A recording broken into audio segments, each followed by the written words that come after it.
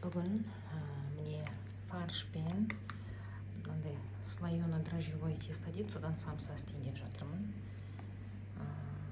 Самсаны негізі жиі істемеймін, бірақ осы бүгін көргім келіп тұр. Романовская продукция дейді, романовский продукт көрейін деп тұрмысын қалай екен. Анда-санда бір істейтінмін да. Фарш алдым, фаршым кетті бір 400 грамдай, және оған 4-5 пияз қостым. Тұз, бұрышын. Мынаның үстіне қазір мен су құям. Сонда мынау фарш кішкене сочный болады.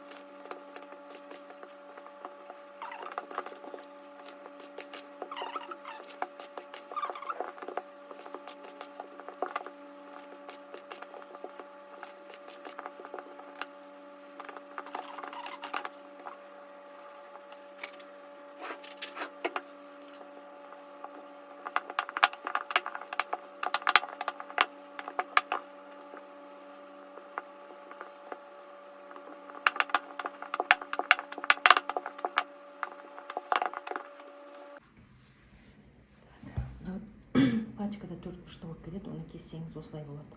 Бірақ мен оны алдында былай осылай істеймін дөңгелету үшін.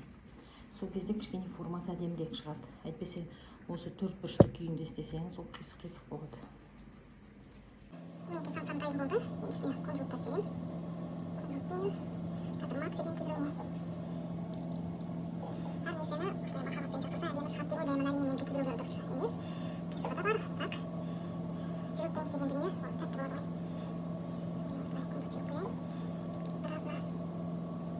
Біразына қазір мак себеймін. Макпен де дәмді болады.